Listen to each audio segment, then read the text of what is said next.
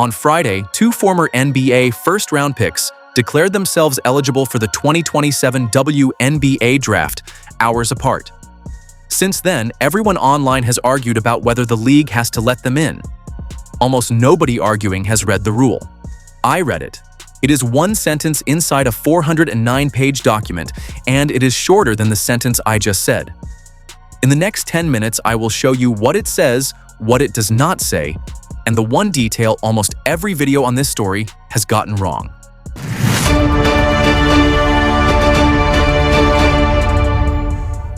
Here is the rule. Article 13, Section 1. A of the 2026 Collective Bargaining Agreement. Quote, only players who are women are eligible to play in the WNBA. End quote.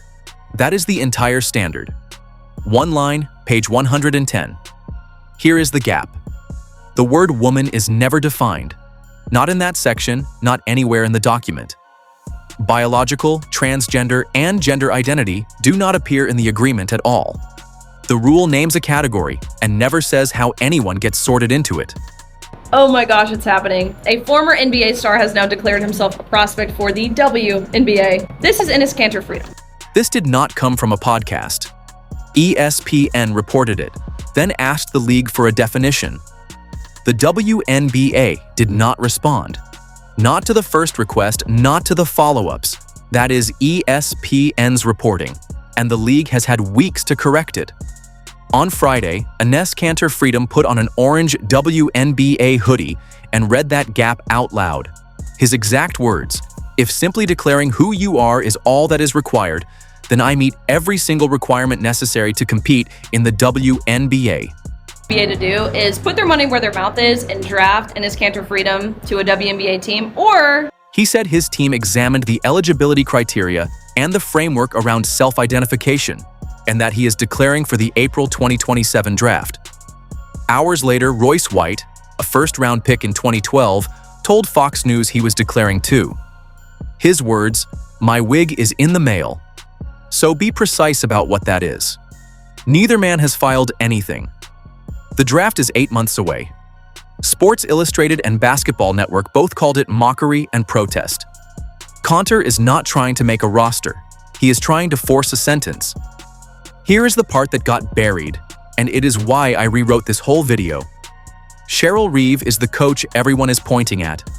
She wore a Trans Kids Belong shirt to a game against the Fever on August 2nd. She is the villain of this story. Cheryl Reeve has been asking the WNBA to write this rule for years. Not this week, years. She said it again on the record. She has pushed the league to be proactive and set guidelines for transgender participation. Her words, "Are we going to be ready or reactionary?" The narrative that I think that is problematic is to suggest that... Read that next to Kanter's declaration. Kanter says the league has to define the word. Reeve says the league has to define the word. They want opposite answers. But they are asking the same question, and the league has answered neither of them. That is the real story, and almost nobody is telling it because it fits neither side's edit. Reeve said something else that got clipped out.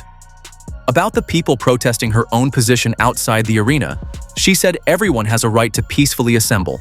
This is not about being anti-anything. This is about being pro-girls, pro-females, pro-women. 2 days later, Stephen A. Smith spent 14 minutes on Reeve. He called her irresponsible. He asked whether females are being screwed over competing against an individual born as a male, and said the fight is pro-girls, pro-females, pro-women, pro-ladies. Felt like she took some contact there from Griner, doesn't get the call. What he never mentioned, and almost no coverage mentioned, is that Reeve spent years asking for the exact policy he was demanding. When a story moves this fast, the first thing to fall out is the part where two enemies agree. Back up 3 weeks because none of this starts with Kanter. It starts with an ESPN profile of Sophie Cunningham in late July, and one paragraph inside it. Her words, "I want to protect young girls in a locker room, or young girls in sport who should not have to go against biological men."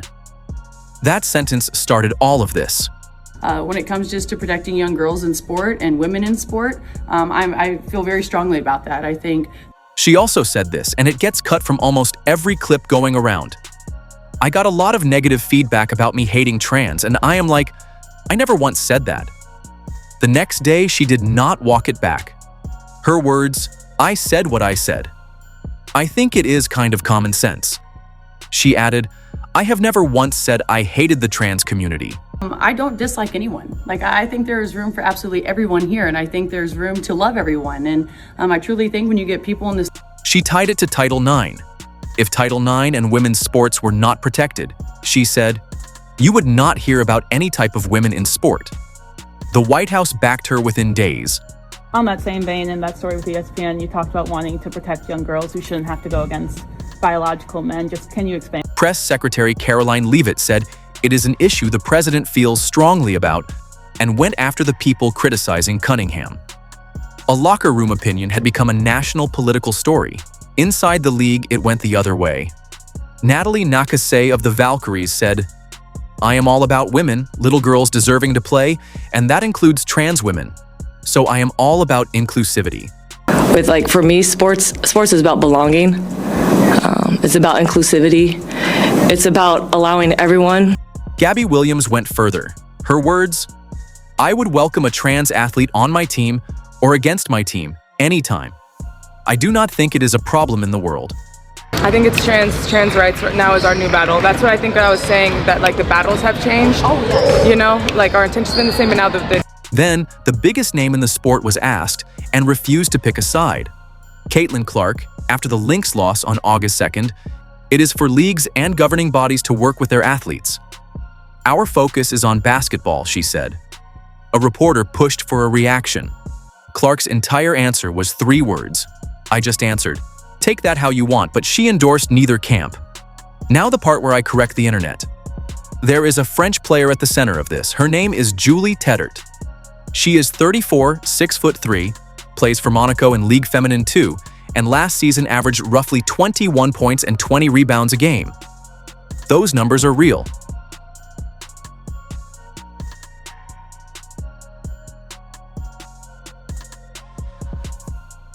Here is what is not real. You have heard she swept the awards and won MVP. She did not. On April 9th, the French outlet BeBasket ran this headline. Julie Tetart snubbed at the LF2 trophies. The official Ligue Feminine 2 MVP went to Manail Yerbe. Tetart was not in the league's awards list at all. The trophy people keep citing is from Eurobasket.com, a website that hands out its own awards. Look at your screen. A French trans player says if the WNBA gives them a chance to play. The famous quote is half a quote. Asked by Outkick if she would take a WNBA call, she said yes. She also said this, which never gets clipped. You have to be realistic. I am old, and there are far better players than me. Forbes covered it on August 5th under the headline, Drawn into a non-existent WNBA controversy. No team has contacted her. She never replied. An American outlet sent her a direct message, and her reply became a week of news. This is why I said I put in a franchise application, Dan.